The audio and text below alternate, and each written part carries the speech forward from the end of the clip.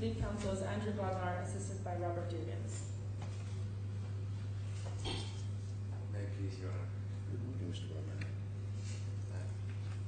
Your Honour, as heard, I am here for claimant. Mr. Haigh is not present, he isn't represented. This is our application for immediate judgment under Rule 24.1 of the rules of the DIFC Court. It was issued on the 17th of March 2015, and even today there is no response to it from Mr. Haigh. You might need to help me to understand that better, as I'll need to obviously make sure that he's, Of course. on appropriate notice of all matters. Incidentally, I don't think that the combined bundle does have a copy of the actual application. I couldn't find one. The substance of it is Mr. Patel's third witness statement. I'm sure it is, yes. But we'll find a copy of the application. That would be good, please.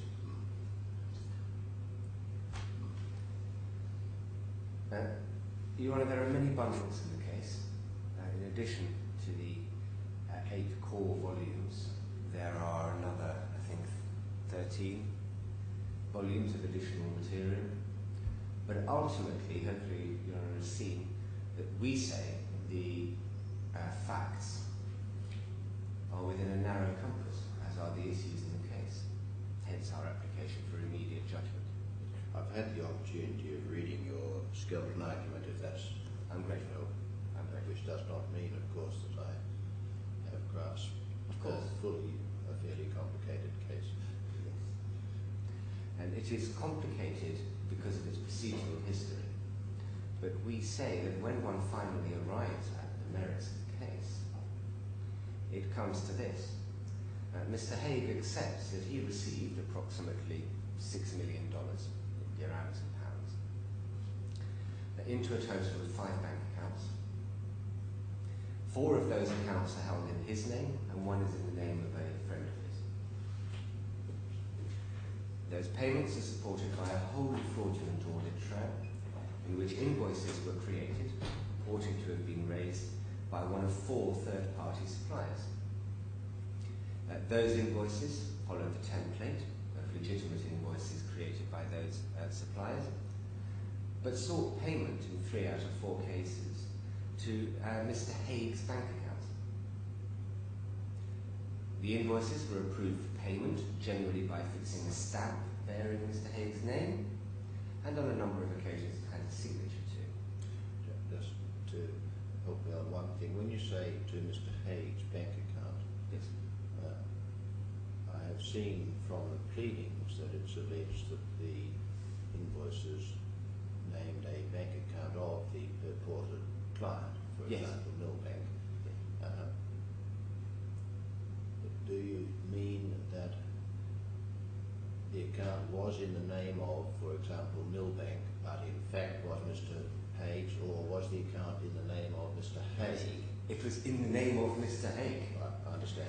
It is it's a feature of banking that, of course, the bank doesn't pay much attention to the account number name. rather than the name, as a rule. Yes. And Mr. Haigh took advantage of that. But we, through letters of request, have obtained UK bank accounts and onshore Dubai bank accounts. As I say, 4 out of 5 are in Mr. Haigh's name, and the 5th is in the name of a friend of his.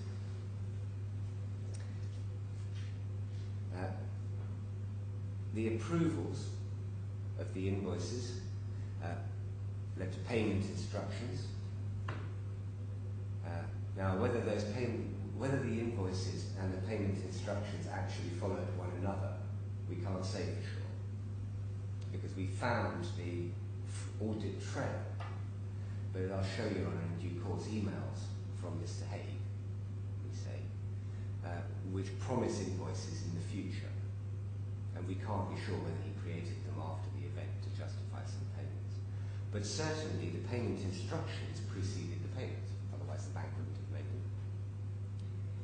And the overwhelming majority, if not all of those, have Mr. Haigh's signature on them.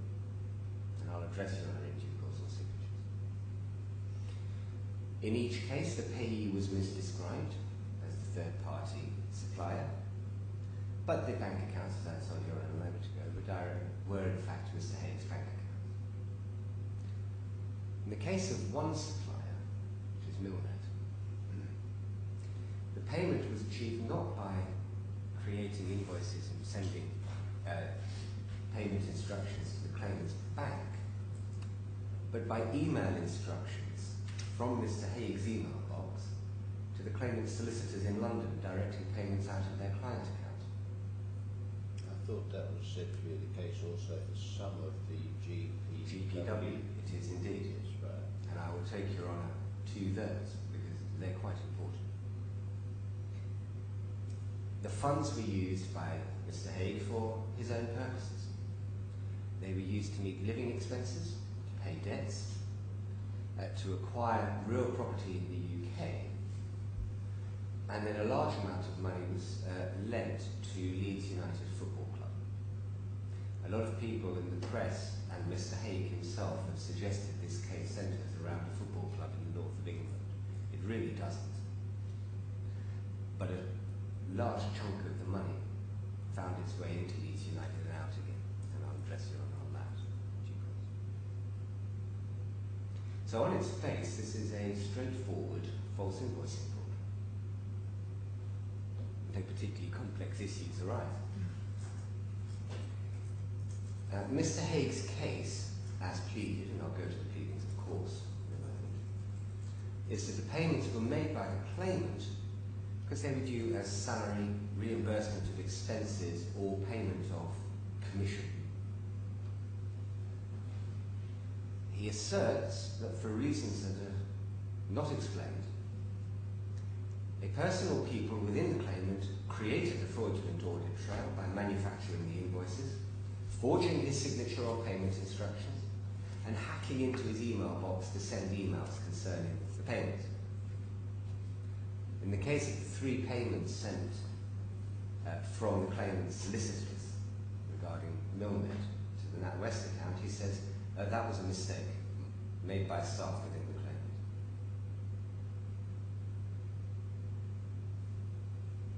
So the issue is whether Mr. Haigh has any real prospect of establishing this defence at trial. And of course, I put it that way, not just because that's the test, but because, as I'll show you in a moment, Mr. Haigh admits he owed fiduciary duties to us. So he was receiving millions of our money. He claims he was entitled to it as commission, and he admits he was in a fiduciary position towards us. Indeed, he was the Deputy Chief Executive. So the law is well settled. Ordinarily, a fiduciary bears the burden of establishing why they received money belonging to their principal. This may not even be properly a fiduciary case. Your case seems to be one of straightforward theft. Well, it is. Yes, our case is a straightforward theft case. And really the only time that the fiduciary issue arises is this commission agreement, but we say it doesn't get off the ground because he can't produce a signed copy of it. Your Honour has 8 core bundles. As I say, we have another multiple. I will go through some but not all of the papers, Your Honour will be pleased to hear. And it should be rare indeed that I need to dip into the other material. I'll address the law and then the evidence. But first, as Your Honour identified at the outset, I'll address Mr. Haigh's absence and his stance towards the litigation chamber. Yes. Well, I've now been provided with a copy of the actual application for immediate judgment, which is unsurprising in what it says. Okay. And maybe that's why it was overlooked. Probably. One thing I should perhaps point out, we do make proprietary claims. I'm sure it does not surprise Your Honour, for property that we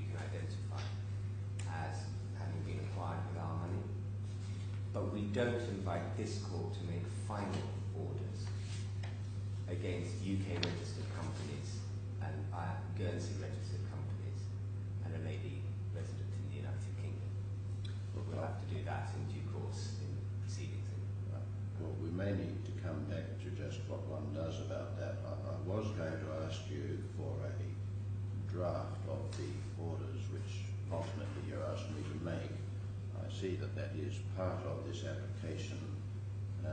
In due course, let me know if that remains the orders that you presently seek. I need to know with precision just what you asked for before we part.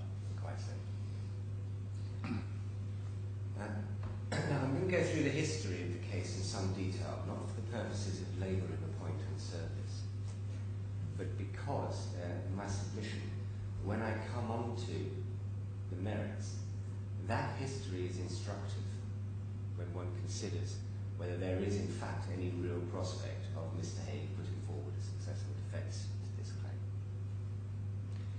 We say that the history shows that this defendant has had the time and the resources to present a proper defence if he has one. But he has chosen to do almost everything else instead.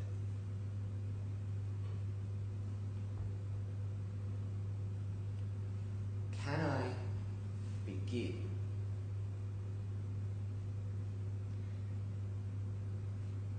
by going to various judgments of this court? And it is judgments plural.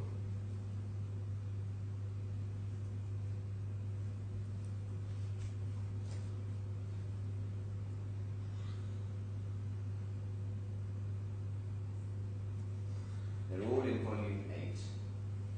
Oh, please. To here.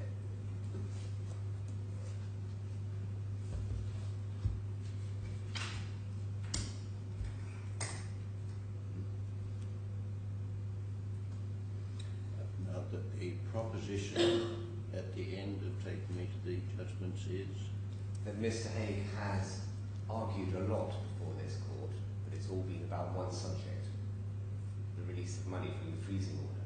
yes. But he's done it in a lot of detail. And I will address Your Honour in one particular judgment, I'll go to it straight away, where Sir David Steele records Mr. Haigh's own evidence, or the evidence of his solicitor, that by the 11th of February of 2015, that is just over a month before the immediate judgment application is issued, Mr. Haigh had already expended some £1.4 million sterling in services in respect of this case. why by all means let's go to it, but I'm a little puzzled as to why that is immediately. It's just by way of background. In due course, I will be submitting to Your Honour that if Mr. Haigh has a defence to this case, he would have presented it. He certainly had every opportunity to present it. Maybe so, but spending $1.4 million before the immediate judgment application was filed seems a little remote from any question of what he was able to do after it was filed.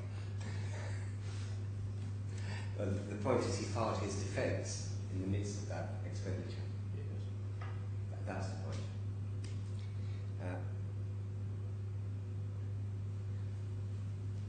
What I propose to do is to consider those judgments briefly, to consider points made by Mr. Patel in relation to documents, and also to take you on to Mr. Haigh's third witness statement, which sets out the review of his case.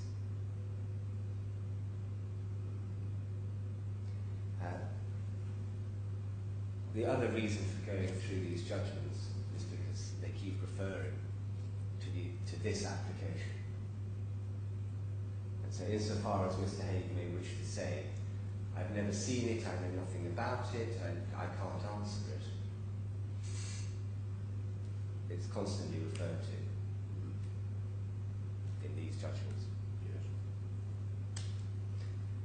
And so just by way of background for Your Honour, and Your Honour's note if nothing else, Volume 8, behind divider 18,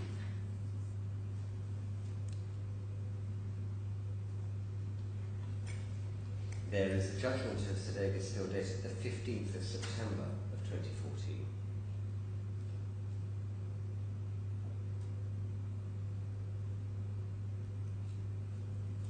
And the reason this is of relevance is this was when we agreed to the release of £200,000 sterling for the preparation of a defence to this case. Even though we made a proprietary claim to it.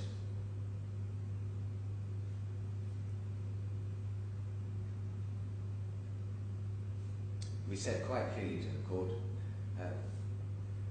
it's almost certain Mr. Haigh will assert he has nothing except that which we find, and that to which we lay a proprietary claim, so let's just get on with it and he can have £200,000. He also made an application for funding, and it's worth considering that while Your Honour has it open. I don't propose to keep going backwards and forwards through the documents and bring Your Honour back to the same document if it can be avoided. So the heart of this application was in fact for the release of money for living expenses. And can I refer Your Honour to paragraph 7?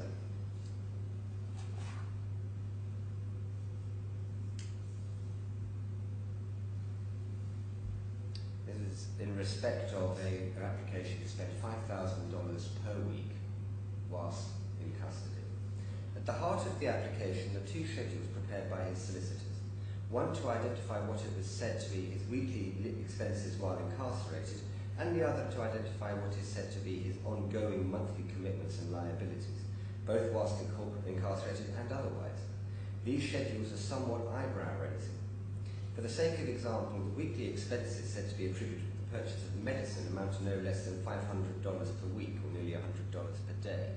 This is said to be attributable to the cost of merely purchasing medicines in the form of protein, vitamins and supplements. Secondly, a similar figure is advanced for the purchase of food, water and toiletries. No doubt some money has to be expended on medicine and the basic necessities of life in the form of food and water, but both of those figures cry out for some justification.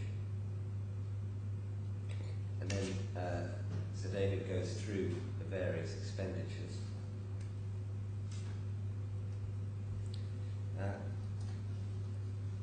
Paragraph 14, if I may, page 3.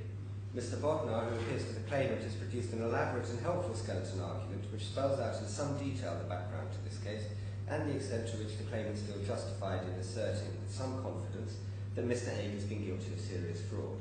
Indeed, there is no challenge that they have a good prima facie case, and no application to set aside the order is made or foreshadowed.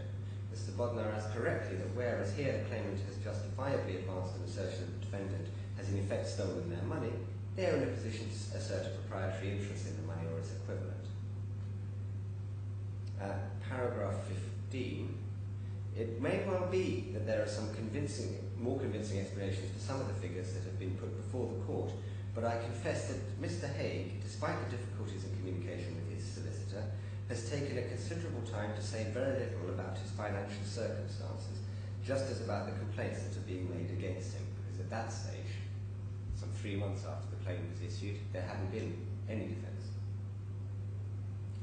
The court would need to be persuaded by the defendant that the figure that is presently available to him as permissible living expenses is clearly too low. I confess I am wholly unsatisfied that the existing allowance of $2,500 or $2,050 per week is inappropriate.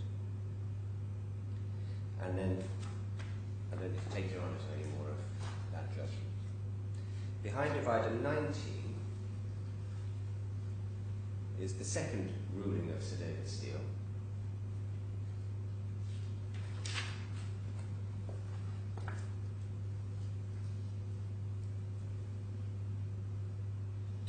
And paragraphs 1 to 6 of that ruling set out the background. Paragraph 7 records that £200,000 was made available. Then paragraph 9, rather than taking you on to a different document, somewhat strangely, in December 2014, the defendant made a further application to vary the freezing order. This sought an increase in living expenses whilst in custody from $500 to $2,000. It also sought permission to spend a total of £1.3 million on legal fees. The application was issued apparently as an urgent application, and the defendant sought to have it heard 6 days after it was issued, in fact on Christmas Eve. The matter came before His Excellency Justice Omar Al-Mahari, who concluded the application was not urgent. The defendant then simply withdrew the application. And that was the application which accompanied Mr. Haigh's defence.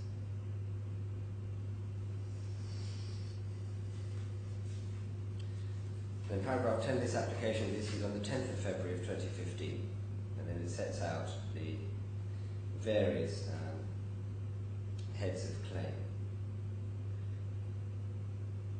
Does Your Honour have about midway through, just up next to the word Cornwall, it also sought an ability to expend funds on reasonable legal expenses.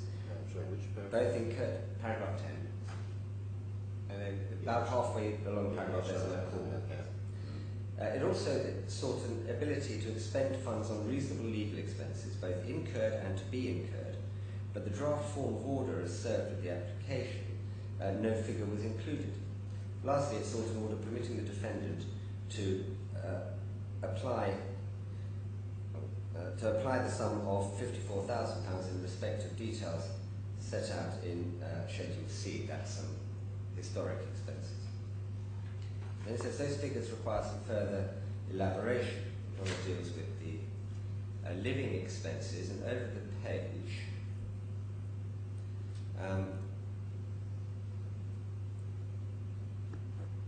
does Your Honour have the figures, fourth line down, the figures, it might be noted, are different from, and I think in all respects lower than any of the claims that were advanced in September or December.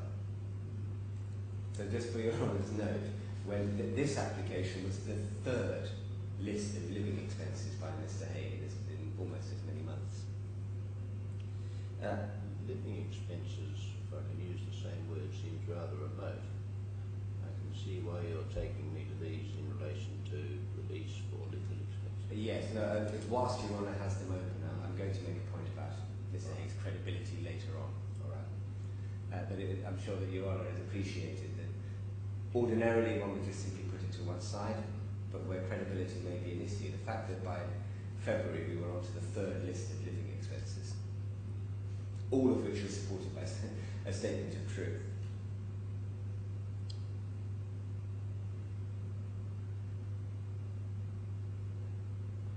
And then the other item included in the $2,500 figure is a quarter of the total of the weekly payments for $500, which I permitted in September, but which had been advanced to the defendant by friends and relations. So, as I say, the figures for legal expenses were left blank. I shall return to the topic in due course, but it is to be noted that the costs already incurred by February 2015 in the range of proceedings to which the defendant was a party were already enormous, about £1.4 million, and they were anticipated to be likely to double in the future as those claims were pursued.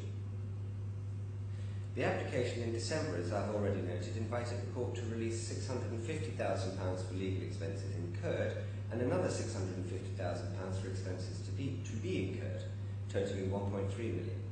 Somewhat startlingly, during the course of the hearing, when invited to identify what figure the defendant was inviting the court to insert in paragraphs 4 and 5 of the order, the answer that was given by leading counsel for Mr. Haigh was £250,000 in each paragraph, totaling £500,000.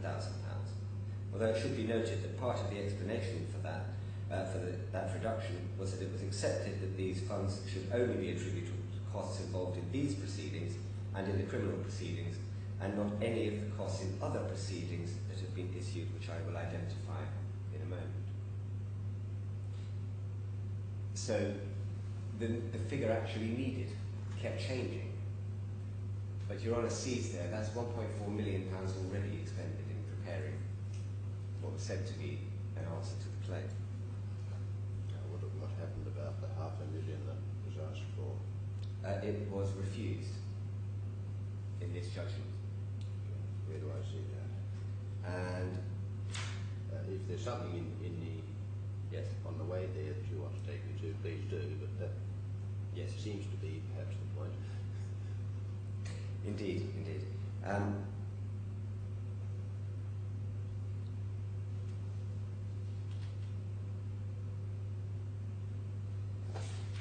Perhaps paragraph 16. I'll begin in paragraph 15, which was one of the points.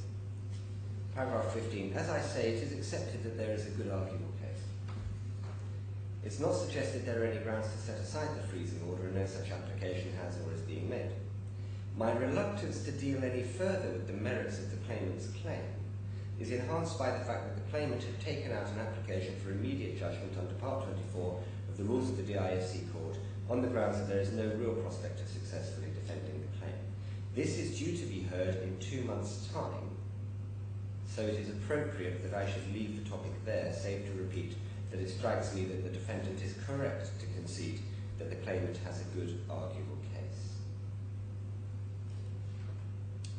That, Your Honour, is the first reference to this application. And the most important point is, at this stage, Mr. Haigh was represented.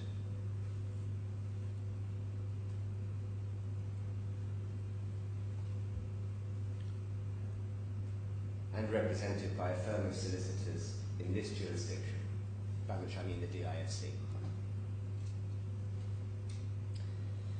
And then I'll pass on paragraph 16. Some of the points that are of some note are as follows. First, the defence is almost devoid of any particularisation. Second, although much reliance is placed on the evidence of a handwriting expert as to the nature of the signature on the invoices, that evidence does not go anywhere near establishing the defendant was not responsible for obtaining or procuring forgeries. Thirdly, it's difficult to identify the motive for the claimant to embark upon false documentation in order to repay genuine expenses, let alone pay salary. Fourthly, it remains obscure as to why the defendant was selected by some unknown person as the person to be apparently responsible for forging the invoices.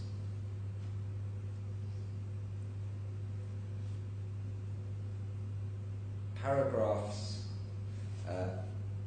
21 and following. It follows the next topic to which I must turn is a consideration of what is described as the balance of injustice.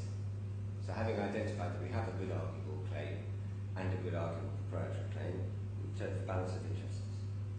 Fundamental point taken by the defendant is that absent release of funds, he will be deprived of legal representation. Before considering this submission, I ought to add a word or two on matters of credibility. And then paragraphs 22, 23, all the way down to 28.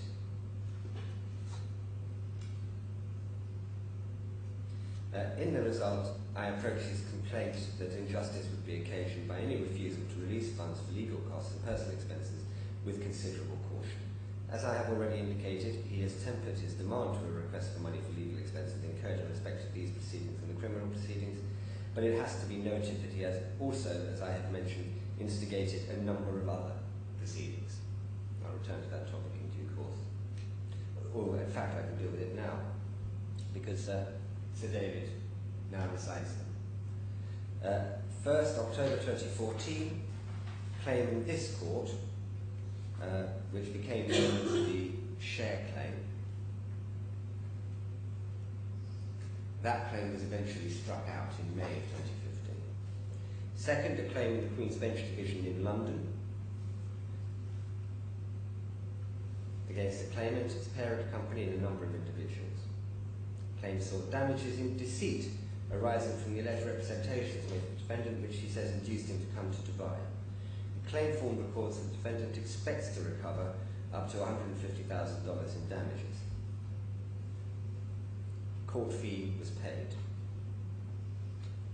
Thirdly, claim issued in the Commercial Court in London in January 2015. So this is after the defence has been filed. In the name of Sport Capital Limited, a company which Your Honour has seen features quite large in the facts of this case.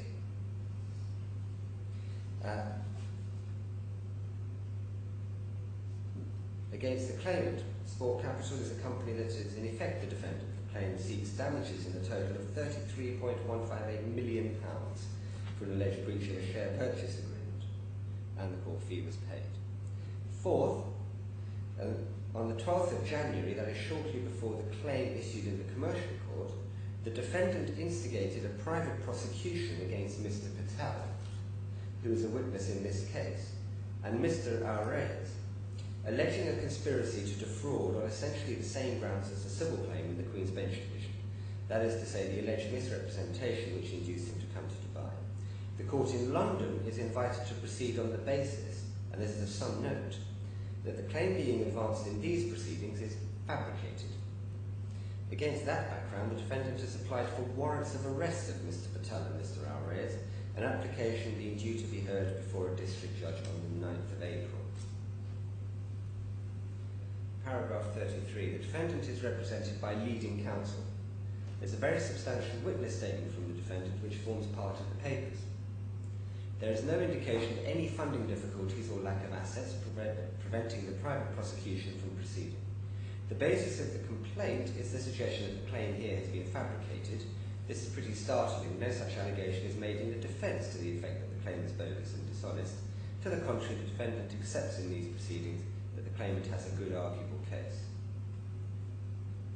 Paragraph 34. Whilst on the subject of legal representation, it might be perhaps noted, because it is relevant to the ability of the defendant to obtain adequate legal representation, that despite the fact that he puts himself forward as destitute, he has managed to retain the services of a large number of law firms, including, and this is relevant, KBH Canoe, Baker McKenzie Habib Al-Mullah, and most importantly, Stevenson Harwood. He has been able to retain counsel in this jurisdiction to represent him in the criminal proceedings. He has retained no less than 3 silks who are named, together with their appropriate juniors. He has retained PricewaterhouseCoopers. He has retained Samuels LP, a firm of accountants, who have apparently made a report, but it has not been disclosed. He has retained 2 handwriting experts. He has retained a translation provider, and he has retained a company which deals with data management, who have been able to load a very substantial stick with a large number of documents. I have already indicated that the position with regard to legal expenses by 12th of February 2015 was quite remarkable, bearing in mind that the figures which I'm about to identify are after and exclude the expenditure of the £200,000 have been released in September. First, Mr. Stevenson Harwood are owed over £1 million in fees. On top of that, local council are owed £100,000. Experts are owed £20,000 and so on. I've written down to and including paragraph 43. Which so Your Honour sees Sir David was somewhat unimpressed by that application.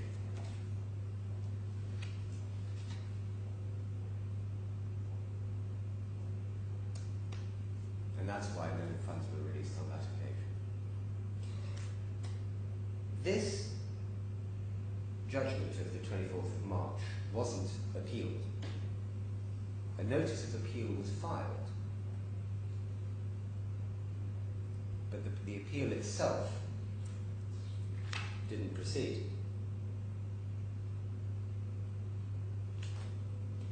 What there was another funding application made in the middle of April 2015. This was a ruling on the papers and is behind divider 20.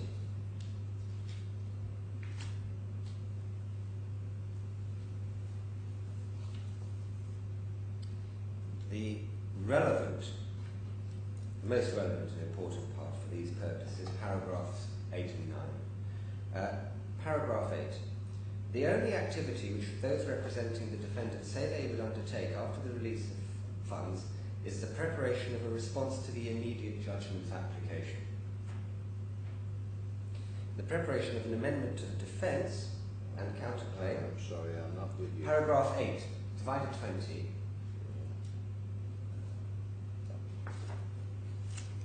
One too many divided, my apologies. I'm sorry? I went one divided too far. This is a short ruling. Yes. 3rd of May, so paragraph 8. Because at this point, what happened was when Sir David said, there's absolutely nothing to suggest that these people will not continue to act, given how much has been incurred already. Various people started writing letters saying we won't be prepared to act.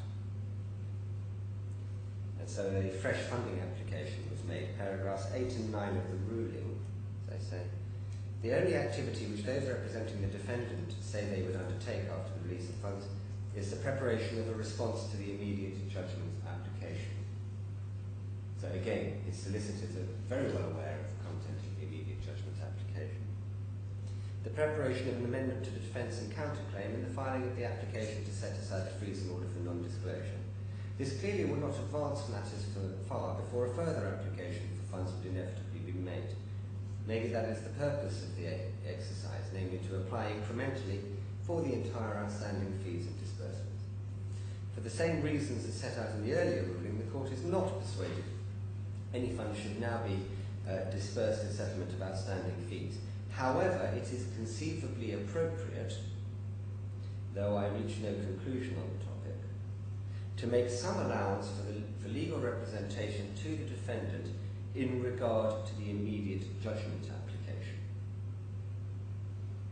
But this is not the basis of the application, nor is there any material to permit the Court to assess what level of funding is sufficient for that purpose. So in this ruling, Sir David identifies that no, I will not write a blank cheque, but the Court may be persuaded to release some more money to deal with the specific task of addressing the immediate judgment application. Now, the reference to not the basis of the application is because the application was to release money to pay past fees due to the lawyers. Well, by then the lawyers had given up on the past fees and they were simply asking for money up for future fees. Well, there's the history, which is set out in the earlier paragraph 1. Yes.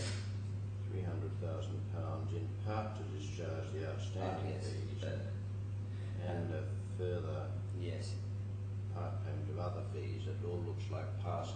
It looks like, but in fact, as I will show Your Honour, this application should say evolved. Others might say that it had long since become a blatant abuse of the Court's process. Behind divider 21 is a longer ruling of Sir David. And this is a hearing that happened in May. Indeed, was the hearing directed by Sir David in the previous ruling. The reasons begin over the page.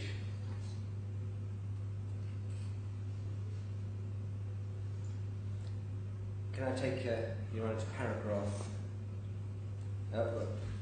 2 of the reasons on passing? It is in fact common ground in these proceedings that the relevant invoices were bogus and that the monies paid against them did indeed go into Mr. Haig's bank accounts. That is now admitted. What appears to be the defence advanced by Mr. Haigh is that these payments were simply a convenient device for paying his salary and bonuses and otherwise accounting for expenses that he had incurred on the company's behalf. Then paragraph 3 is the freezing order and the history of the proceedings. Over the next few paragraphs one sees the history.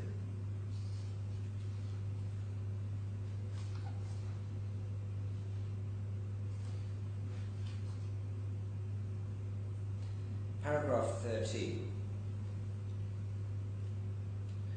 and this relates to the April application that led to the ruling I've just taken Your Honour to.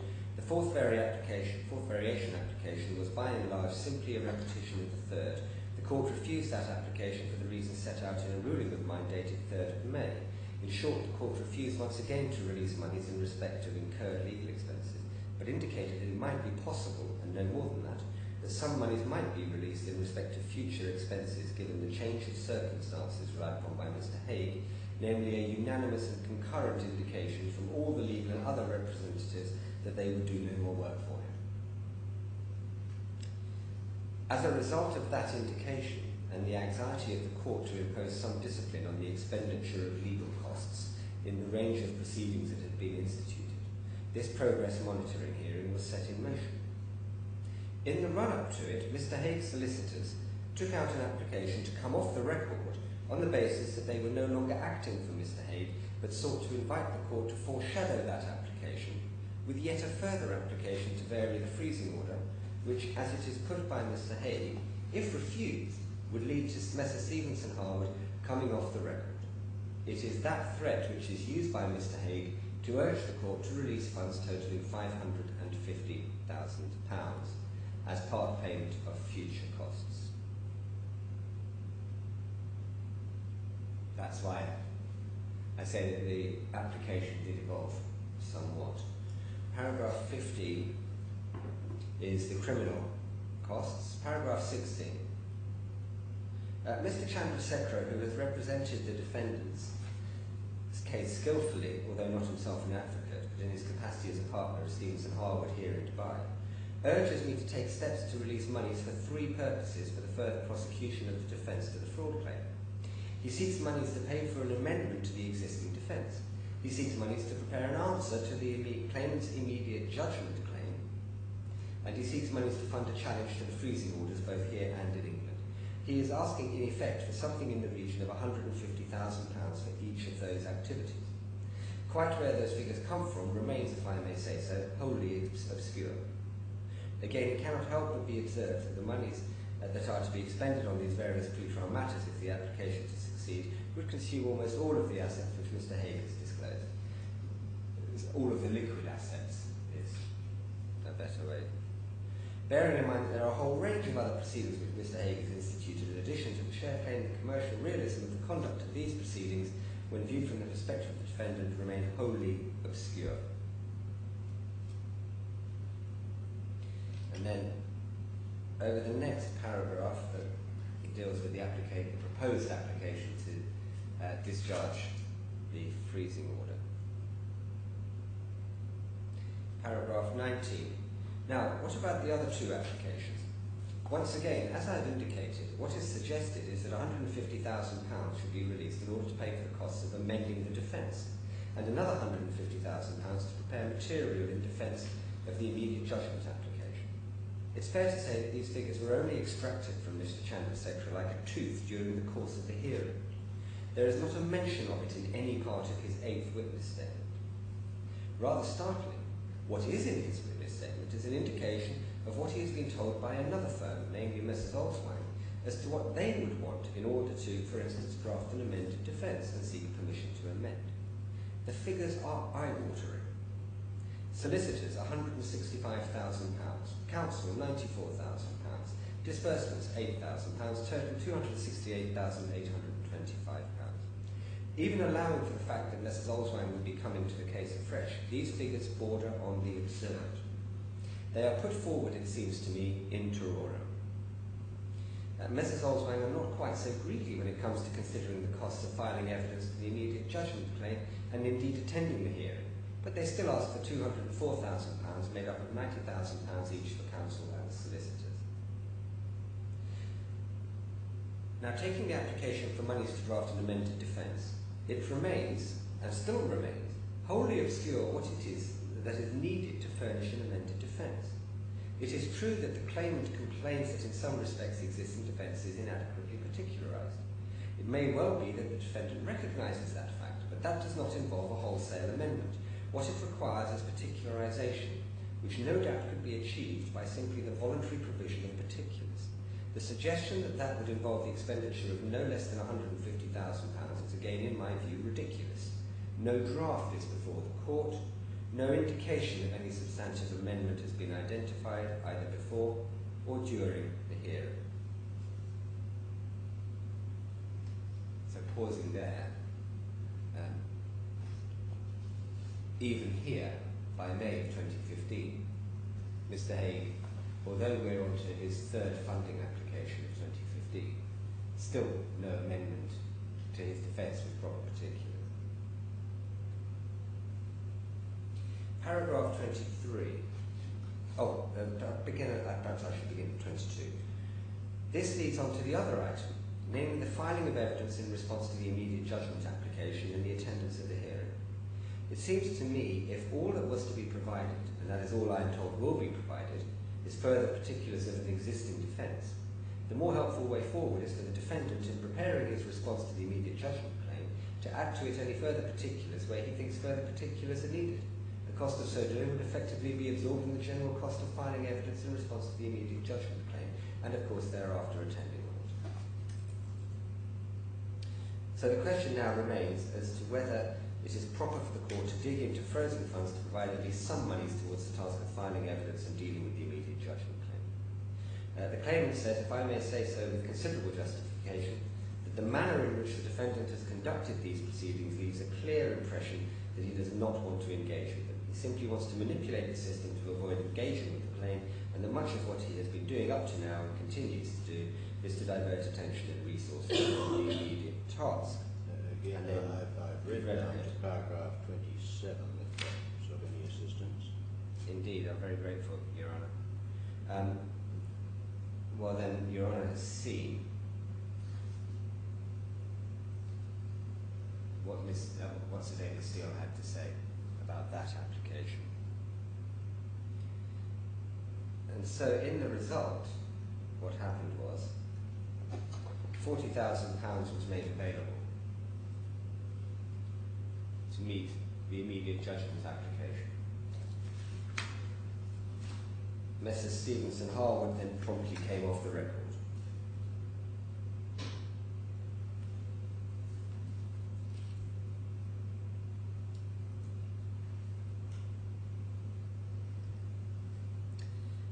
Mr. Haigh, nothing daunted, made another application, this time dated the 28th of May of 2015, which was dealt with in a ruling which is behind divider 22,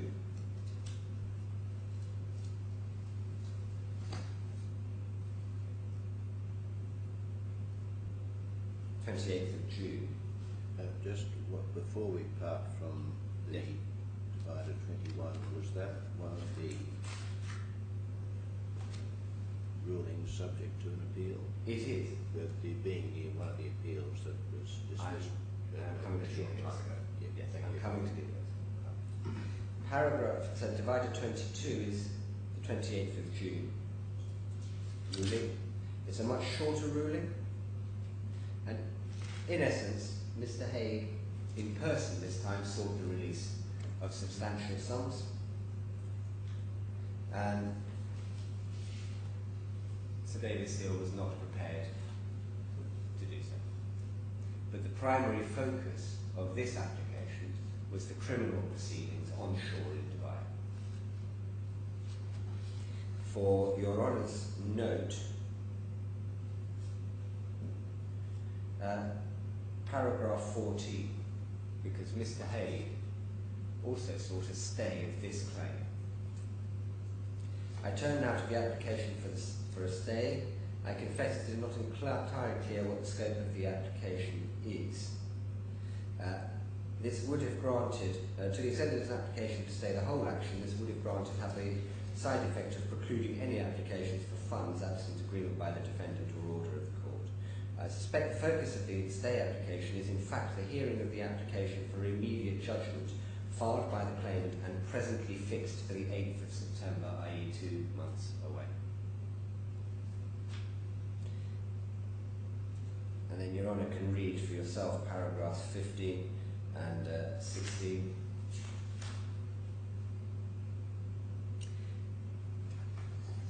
And the concluding sentence of paragraph 16 on the last page. This last aspect has to be considered in the context of the fact that the defendant is himself an experienced lawyer, the history of this litigation, and the prodigal deployment of resources by the defendant up to this stage.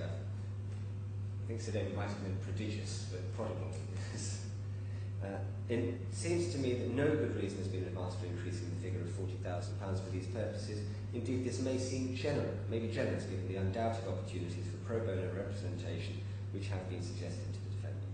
As presently advised, I see no compelling reason to require the claimant to await the outcome of a trial, an appeal, which indeed seems to be anticipated by the defendant, and any sentence, before being able to advance its claim for immediate judgment.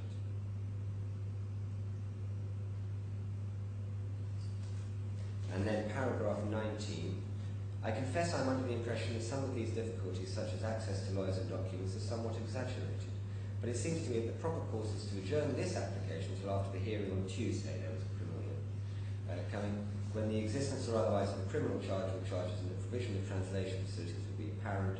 The defendant will also have had an opportunity to raise the issue of legal assistance with the court and also to apply for pro bono legal assistance available from practitioners registered with the DIFC. Now, the 4th of May ruling, the 12th of May ruling, and the 28th of June ruling were all subject to appeals. The Honour identified.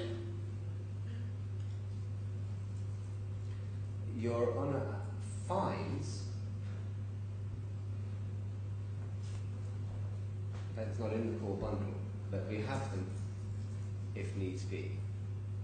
There were 3 separate notices of appeal, all filed in July of 2015. All handwritten, various points were made to the Court of Appeal about it. Leave was given, permission was given to pursue those appeals in February of this year. But for 6 months, the only involvement by the defendant was to write to this court shortly before deadlines expired for his appeals to be struck out.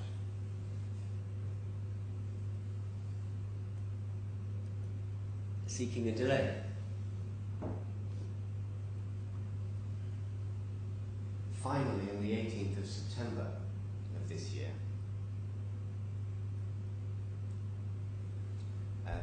there was a hearing before this court where Mr. Haigh didn't attend his own appeals before the Chief Justice and 2 of Your Honour's colleagues. The appeals were struck out essentially for want of prosecution.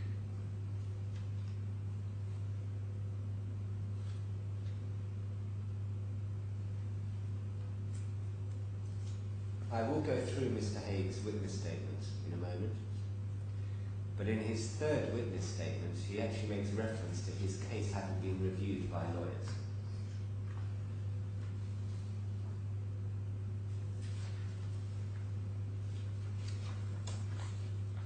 Can I now invite Your Honour to turn briefly to Mr. Patel's 3rd witness statement, which is divided behind in volume 1. Regrettably, this is a document I will keep coming back to.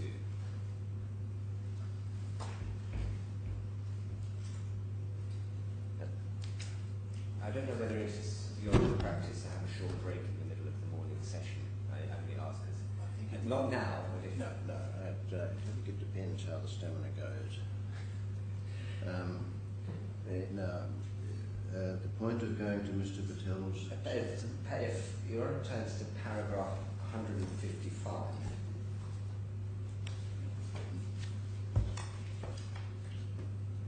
page 60.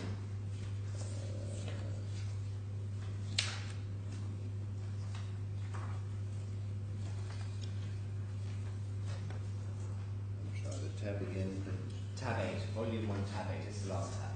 I beg your pardon. Yep. Page 60, paragraph 155.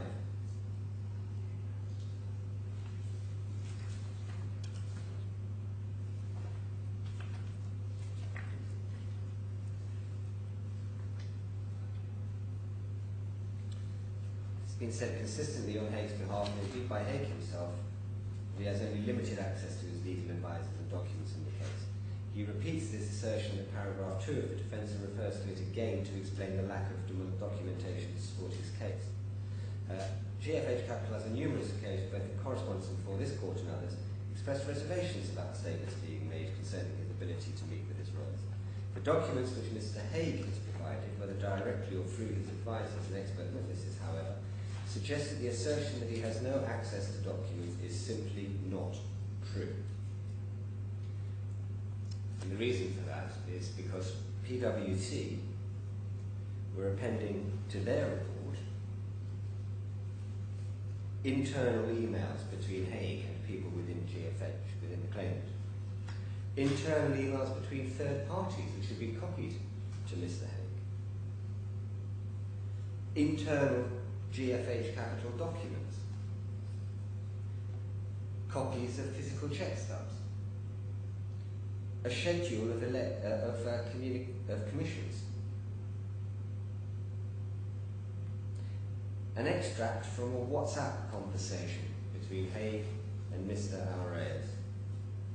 That Your Honour sees long lists of documents that PwC had access to. Paragraph 158. I don't go to these documents unless I'm asked to, because then it really would take a while. In a number of instances, the emails appended to the PwC report are covered by emails apparently written by Haigh in the first person. And in one instance, email communication with Haigh's personal email address long after his detention. Now, Mr. Haigh said these were people on his behalf, and he was dictating emails in the first person which somebody else then sent. But he was released from custody in April, I think. Oh, I'm coming to that. I know, but this is now ancient history.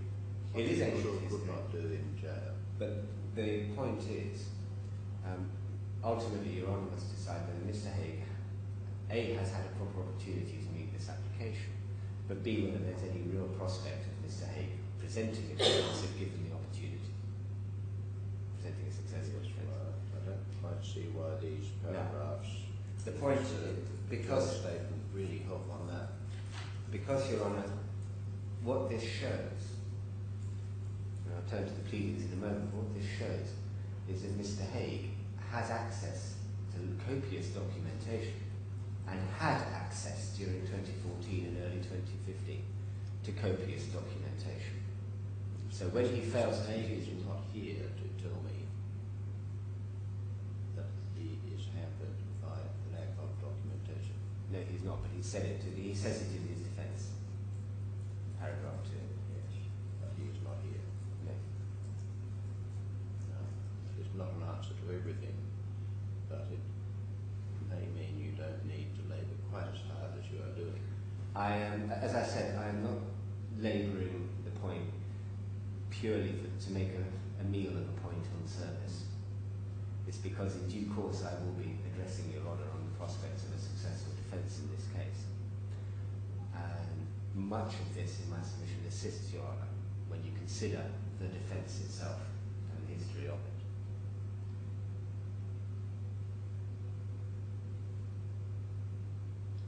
All right, well, what Now, more do you in want? light of what Your Honour has said, I shan't go to Mr. Dugan's witness statement, because that is a procedural one. It was prepared for the Court of Appeal and it lists the history of proceedings in the United Kingdom and elsewhere.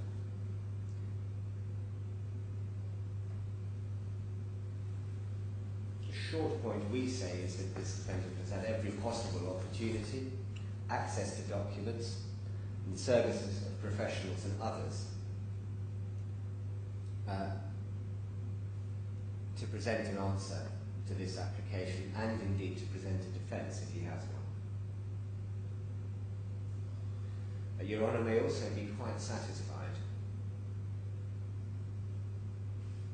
that Mr. Haigh was served properly with this application as long ago as March of 2015, is well aware of it, and has had every possible opportunity to answer it if he can.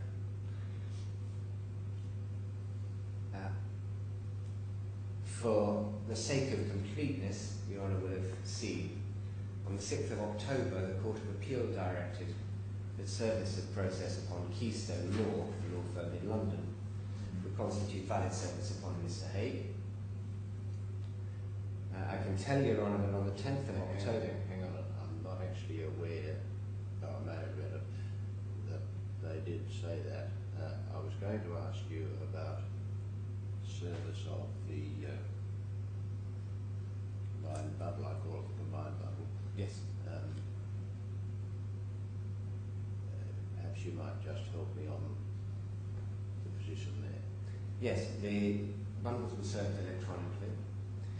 As I say, on the 6th of October, finally this court, or the Court of Appeal, made a direction that service on Keystone Law would constitute good service. Can you show me that, please? Because I must have missed that somewhere. No, I don't know if it made it into the bundle.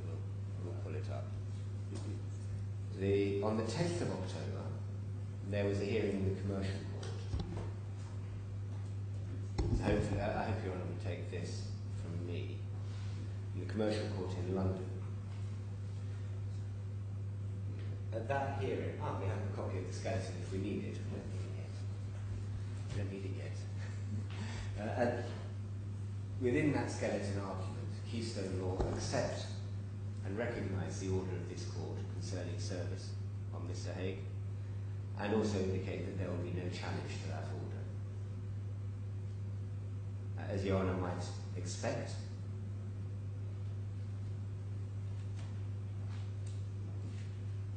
we then promptly deposited the application, core bundles, even my skeleton argument with Keystone Law.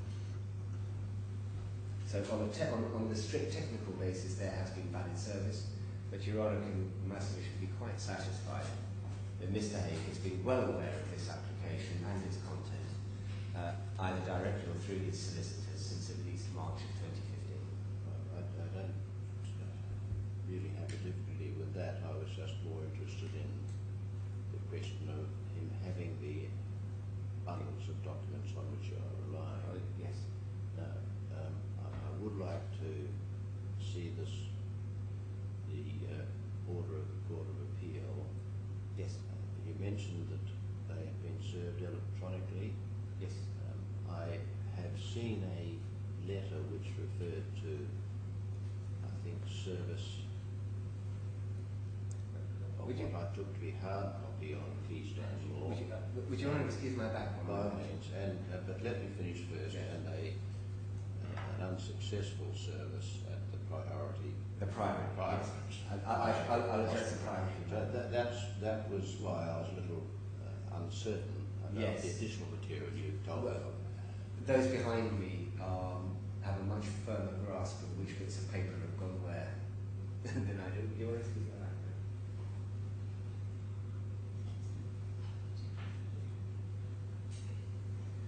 Yes.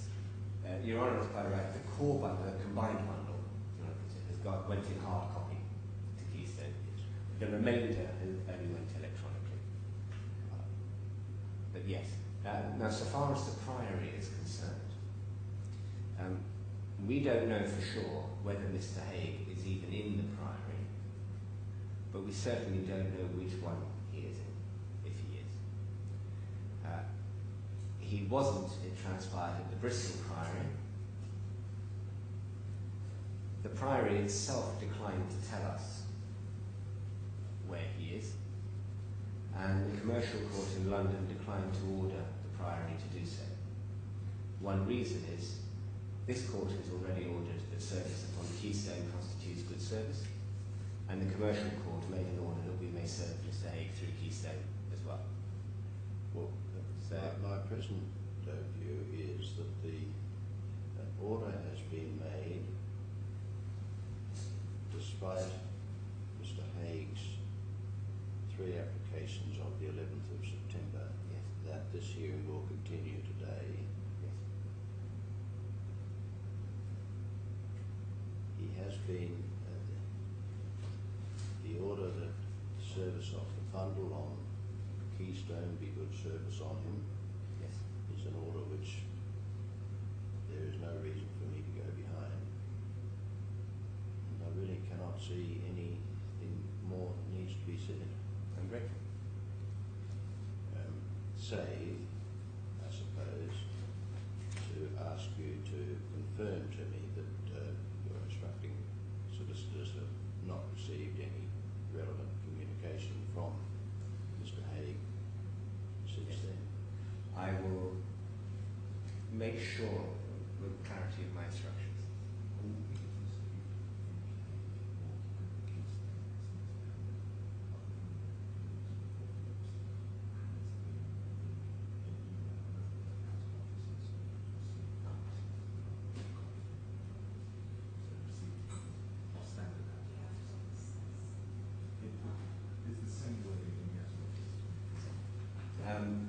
We have received no other communications, save for an automated out-of-office response from Mr. Haigh's email address.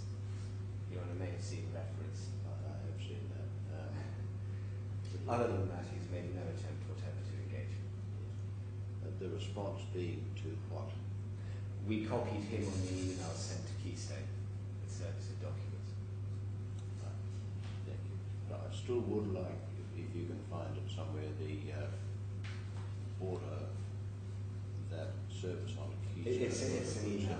It was an email sent on the 6th of October. By the court. We'll find it for you.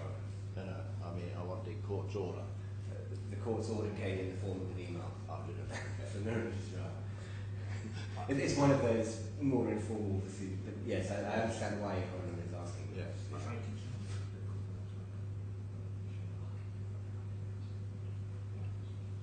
get it printed out. Right. Make a note of that one. That's someone's job. It's been made. I'm grateful. Your Honour, the pleadings are particulars of claim, Volume 1, Divided 2, defence, Volume 1, Divided 4, and reply, Volume 1, Divided 5. I don't know whether Your Honour's had an opportunity to consider those. Yes, I've spent a bit of time with them. I anticipated so. And Your Honour has seen in my skeleton argument, I've summarised the case as it crystallises on the pleadings. Now, the materials which you have gone through so far have answered one of my questions, which was that there was not an amended defence to the amended particulars of the claim. No, there wasn't. Were the amended particulars of claim pursuant to an order giving leave to amend, or Yes. was leave not required? What's the position? There was an order giving leave to amend. It's going to be in the extra materials. I think I should satisfy myself as to that. Yes.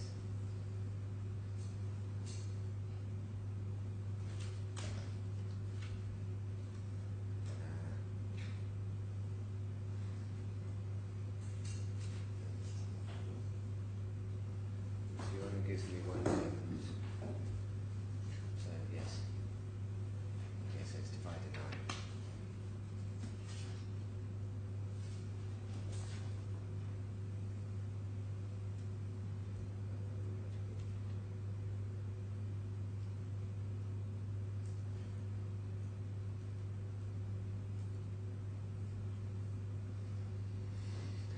We'll have to turn it up for Your Honour. There was an application made, supported, I think, by the second witness statement of Mr. Patel, for permission to amend the particulars. Yeah. The amendments, however, as Your Honour may have noted, are not substantive in the sense of either raising new causes of action or anything of that nature, or substantially altering the case. It's points of detail. Yes, but it does. There are allegations of introducing new invoices and new payments, which Yes. I need to be satisfied that they can properly be taken account of in this hearing. Yes. Yes. will turn up. In fact, yes, it may be difficult to identify the precise ruling because it was done by agreement, the amendment. Mr. Haigh didn't resist that. But anyway, whatever that will satisfy me, I'd like to see it, please. Yes, we will. If we may, we'll turn that up over the short term. Sure. But Your Honour has seen the way that we summarise the position in my skeleton argument in paragraph 7 and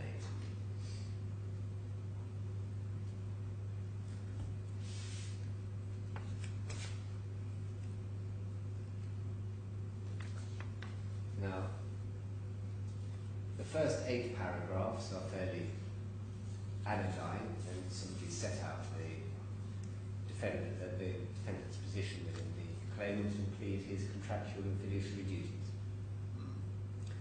They are in substance admitted. Now, Mr. Haigh takes a point about his employment, but he accepts that he didn't actually resign until early 2014, and the payments are all 2012 and 2013. So he was whatever he may have or may not have been doing with Leeds United, he was the Deputy Chief Executive of the claimant until I think it was February 2014, and that's agreed. Paragraphs 9 to 11 plead the commercial relationship with the first of the suppliers. That's Lincoln Associates.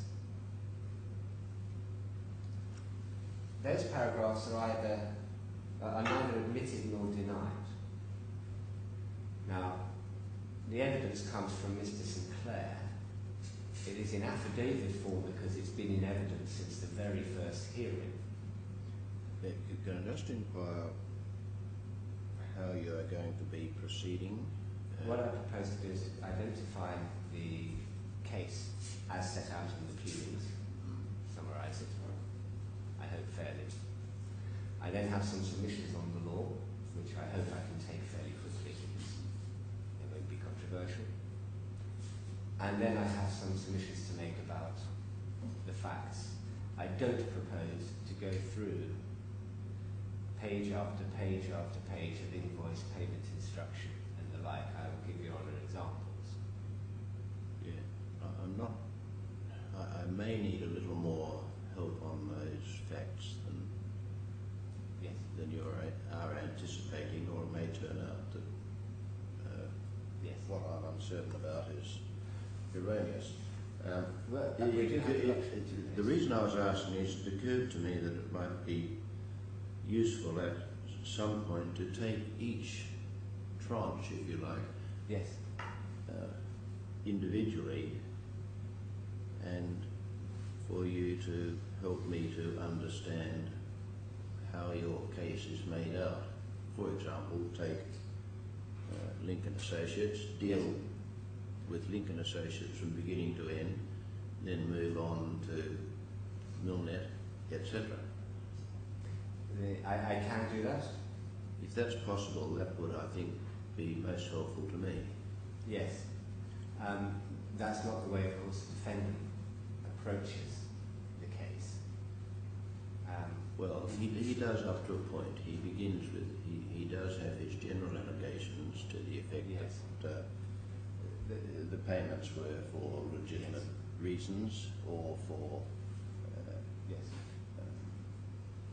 illegitimate claimants' reasons. But he picks up each one in answer to each tranche that's alleged against him. He does, yes, he does. I can go through it that way. I was proposing to address the defence on its merits because it's not in dispute that the sum was received, and it's not in dispute that the documents themselves are fraudulent. That is true. When we come to some of them, I'm uncertain about the relationship between the payments which are said to have been made and the invoices which are said to have been raised and bogus. But I can address. So we can find, but the best way of finding that out might be, if you're able to do it that way, to just go to each one individually. By all means, start off with a general consensus, but I'd like at some point to do that. Yes, my only concern is there are quite a lot of them. I know. I'm not saying I'm going to enjoy it. It may be that I can take it a little more quickly, because what Your Honour is concerned, if I understand the thrust of Your Honour's question, what you're concerned about most is can the claimant in fact make out a connection between the receipt of the payments and the invoices which we say support those payments. I think that's probably the basic way of putting it, yes. Yes. And it may be that we can say, in some instances it's very easy because there are emails, and that's the Milnet and 5 of the GPW invoices. It's really the Lincoln Associates which is the mess. And there's something of a mess in relation to Fountain Court and its fee notes. But Fountain Court is relatively straightforward, because every single payment was made to Mr. Haigue's co-op accounts, and every single payment says David Murray. And Fountain Court has identified how much Mr. Murray in fact billed for his services. So it's very easy to identify that they're all fraudulent documents. It is not our case that there is an invoice, a payment instruction, and payment. They're all so, for example, an invoice for 100,000 dirhams, a payment for 100,000 dirhams, a payment instruction for 100,000 dirhams, and then a payment, one after the other. Not least, a number of payments seem to have been split by Mr. Haigh and or Mr. Matthew to remain within his signing limits. Yes. Which makes it even more difficult to track. What Mr. Patel has done since his first affidavit is to track the audit trail so far as we have been able to manage. And one of the reasons perhaps for identifying the fiduciary nature of the relationship, although it's perhaps needlessly complicated, is Mr. Haigh was our Deputy Chief Executive. Mr. Haigh might be expected to know how much his salary was. Mr. Haigh might be expected to be able to identify which payments that he said were off commissions were in fact payments for which of the transactions in his various schedule. And the burden might be expected to rest on him to do so.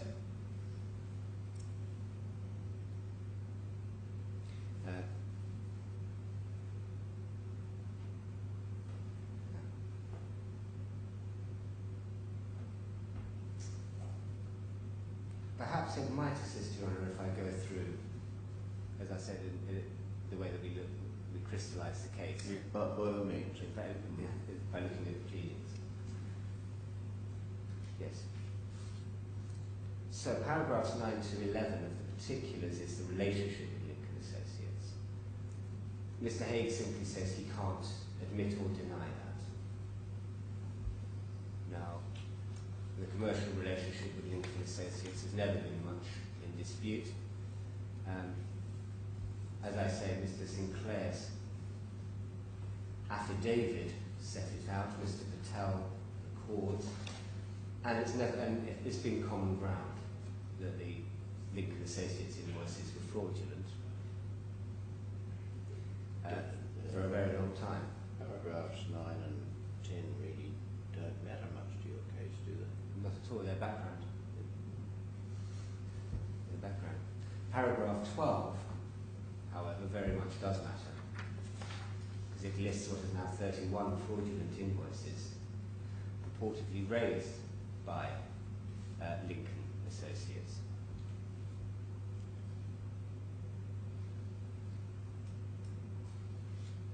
I'll take your honour when I come to the facts to an example of a legitimate Lincoln Associates invoice, and then to examples of the fraudulent invoices.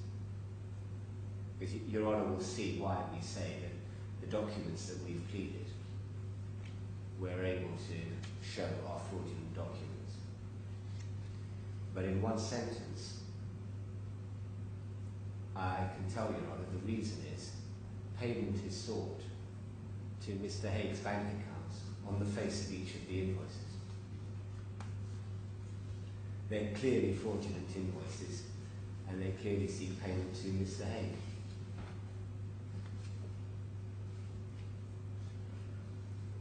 More than that, they are payments to what was in fact Mr. Haigue's bank account. Yes. As I understand it. And it's listed in the name of Lincoln Associates. In Lincoln Associates, no. Which, it's Mr. Haigue's bank account in the name of Mr. Haigh, exactly, held with HSBC Dubai. But on the face of the invoice, it suggests that the account name is Lincoln Associates. Yes, so I'm saying that I think I'm in dreadful agreement with you that that is an added factor of falsity. Oh, yes. Not just. Not just that the money wasn't due. payable to Lincoln Associates, yes, but that it was falsely yes. Said to be payable to a bank account which was falsely described. Quite.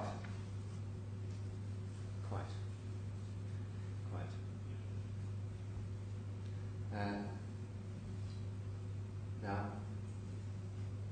we say that these fraudulent invoices were created or caused to be created by Mr. Haigh. And that's quite important for the purposes of this application. Because Mr. Haigh takes issue with an averment that he created or caused to be created these invoices. The way we've pleaded the case is it may be that Mr. Haigh had help.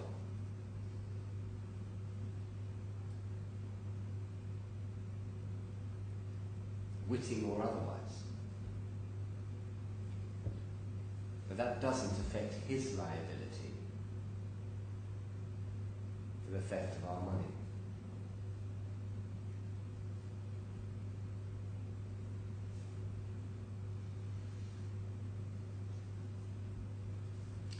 Paragraph 13 of the particulars of claim avers the defendant approved the payment of the fraudulent invoices by, and it says, affixing or causing to be affixed a stamp bearing his name and or signing the invoice. Mr. Haigh denies this and relies on handwriting evidence. Now, handwriting evidence doesn't assist with the stamp.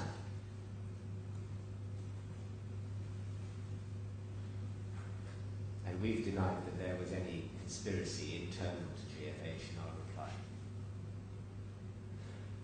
Paragraphs 14 to 15 of the particulars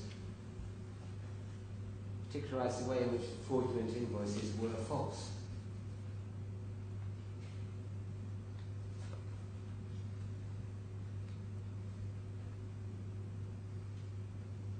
Paragraph 19 pleads now that the accounts to which payment was directed were in fact held by the defendant.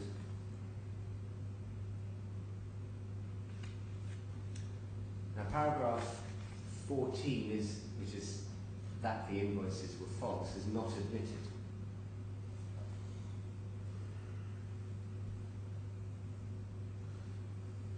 Well,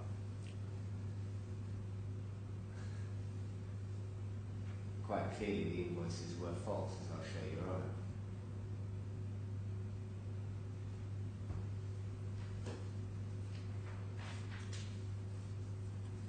Perhaps part of the difficulty, Mr. Haigh, in his plea to paragraph 14 of the particulars, which is falsity says then is not admitted, paragraph 32 of his defence admits receiving the payments.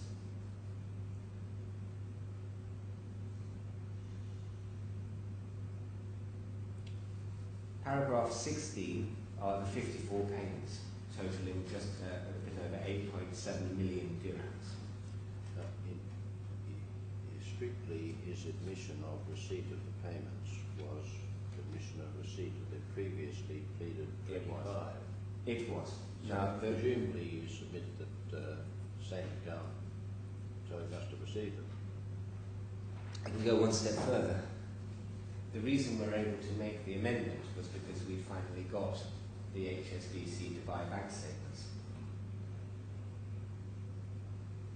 pursuant to the letter of request issued by this court. So we can actually see the payments going into his bank account. Yes. That's why. But hence you say the payments, the newly added payments by amendment, Yes. must be in the same position as the previous ones. It's incontrovertible. We say it's incontrovertible. Now, whether Mr. Haigh would attribute them to salary, expenses, or commission, we don't know because we don't have an amended defence. no, we don't. But he's had since February of 2015 to go through this list. And perhaps now your Honour appreciates why I laboured the point about Mr. Haigh's conduct of the proceedings hitherto and the resources he had available to him with the vigour that I did. In fact, Your Honour may take the view, that Mr. Haigh, knowing that, who must have known, because he was represented at the time, that he had the right to amend his defence following our amended particulars of claim. Indeed, would have probably borne the costs for it, although we might have had an argument, has studiously chosen not to do so.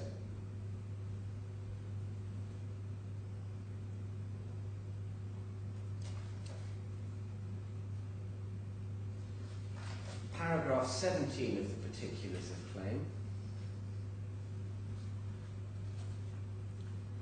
pleads that the defendant authorised those payments together with B.G. Matthew, and then that on all but 3 occasions those payments were below the limit at which authorisation from a superior was required. Paragraph 18 pleads that the defendant procured such authorisation. Now, Mr. Haigh denies authorising the payments and puts us to proof that we procured authorisation from someone more senior. But there doesn't otherwise appear to be much in the way of challenge. Now, I'll take Your Honour to examples of the payment instructions to the bank. We don't know precisely how Mr. Haigh managed to achieve everything that he did, but that he received the payments is incontrovertible and is not controverted. Paragraphs 20 to 22 of the particulars of claim are the breach of duty pleas. Mr. Haigh denies that he's breached the duties as alleged, but correctly does not assert that the conduct pleaded wouldn't amount to a breach of those duties if it is true. So Your Honour is not concerned with a sophisticated legal argument where the facts need to be resolved before difficult questions of law can be decided. And that, as Your Honour will have seen, is consistent throughout. Mr. Haigh admits the existence of the duties, and he doesn't seek to suggest that his conduct was for some reason of law, not a breach of those duties. So paragraphs 23 to 26 and 28 of the particulars of the claim plead the commercial relationship between the claimant and Ronet. Once again, this is background. Once again, Mr. Haigh neither admits nor denies those paragraphs.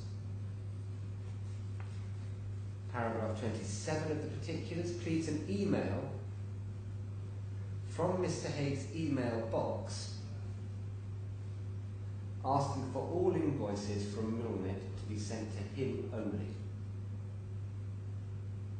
Now, Mr. Haigh admits in paragraph 35 of his defence that the email was sent. It just seems he denies sending it. And this is a consistent theme. Mr. Haigh denies sending emails. Everybody seems to have had access to his email box. What we say to Your Honour is, why on earth would somebody manufacture this email?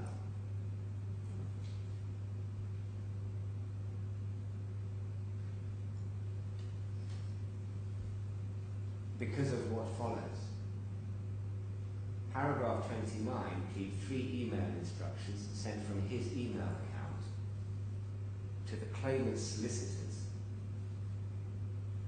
instructing payment out of that solicitor's client account. Paragraph 30 pleads the account into which those payments were directed, which is a NatWest account. Paragraph 31 pleads the falsity of the instructions, and paragraph 33 pleads the compliance by the solicitor. Now, what Mr. Haigh has to say about this is in paragraphs 36 to 37 of the defence.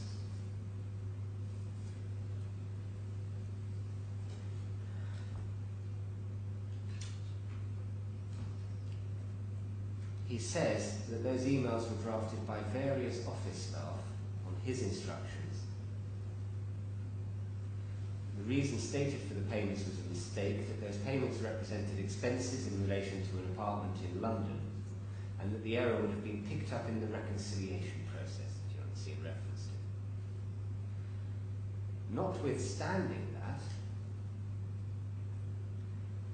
he denies instructing payment to his friend's bank account with false payee detail.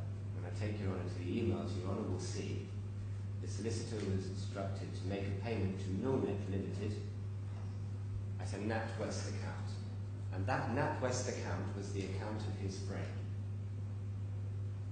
So it must be Mr. Haigh's case that somebody using his email box, unnamed, he can't remember who he had this conversation with, that somebody using his email box got confused and directed Gibson, Dunn and Crutcher in London to pay nearly over £100,000, as I'll show you, Your Honour,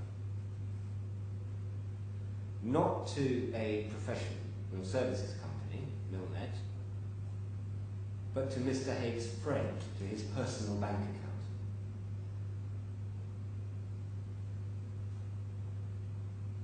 We say it's frankly incredible. And when I take Your Honour to Mr. Utiyama's bank statements, Your Honour will see just how incredible.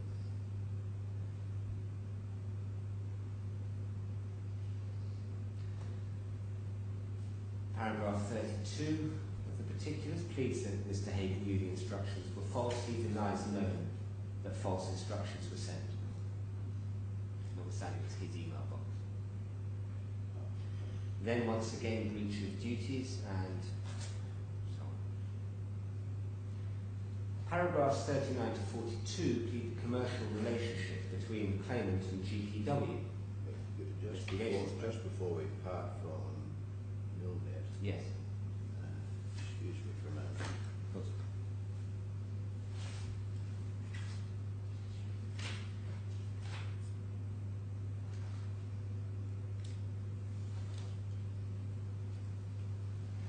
In this case, do we have correspondence between the amounts instructed and the amounts deposited? Presumably we do. To the penny. Yeah, unlike Absolutely. the other cases. Milnet is extraordinarily simple. It's a very simple one, yeah. There are 3 emails. In fact, there's a sequence of emails because solicitors were asking me to match with some paperwork. But essentially, there were 3 emails saying, please make 3 payments. Each one to Milnet, each one to NatWest bank account. Right, thank you. So paragraphs 39 to 42 of the particulars are the commercial relationship between the claimant and GPW. Once again, Mr. Haigh neither admits nor denies, puts us the proof. Well, if we need it, we have the affidavit of Nicholas Boardman. Your Honour will not be surprised to hear that we did not simply arrive before Sir John Chadwick on the 3rd of June with Mr Patel's short witness statement to say we've just discovered a fraud and in due course we'll prove it. We actually went to these suppliers to say, are these your invoices? To which the answer was no. Paragraphs 43 and 45 of the particulars plead 15 fraudulent invoices, £912,000. I was a little confused here Yes. about whether the Project Bremner invoice was part of your claim or not. Paragraph 43 talks about a false invoice, but it doesn't seem to be one that's taken up later on as part of your claim. I may misunderstand.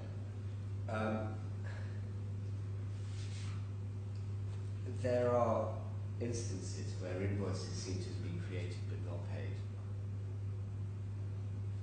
So that's why we don't list invoice value, we claim by reference to payment value.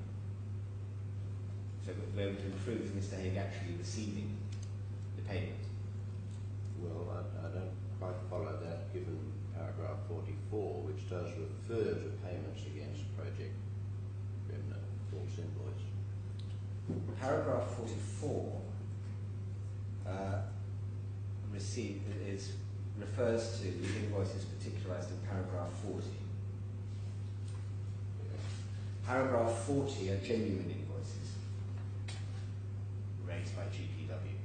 Well, then I have not quite grasped what the point of saying in paragraph 44 is that invoice number 3 was paid against the false invoice in Project Bremner. I'm sure it's my fault. I don't understand the system behind this. Project Bremner invoice is paragraph 45. I hope. No. Then 43. Yeah. Yes. He created one false invoice. Yes. So what happened was Project Bremner one invoice, 31st of August 2013. But it gave the correct details. Yes. So Now. So what was going on? Well, what was going on? Was going on? I'm sorry, I now understand your question. Paragraph 40 raises the invoice. The invoice is in fact raised by GPW. For reasons that we can't quite work out ourselves, instead of those 4 invoices that are recorded as paid against the false Project Bremner invoice being paid against the legitimate invoices from the claimant's bank account, it would appear that what Mr Haigh did was put 4 of these invoices together into a single fraudulent invoice. Now, if Your Honour asks me to speculate as to what may have happened, how this might make sense. Before you speculate, and I would like you to, because I'm interested in speculating, although in the end it doesn't matter. Is the allegation of payment against the false invoice in paragraph 44 because the total amount is the same as the total of the 4 genuines? Yes. Right. Okay. Yes. No, and also because the witness from GPW says that we received payment for these 4 invoices by this payment of £65,000. Now, what appears to have happened, because these were legitimate suppliers, is that Mr Haigh would collect in all of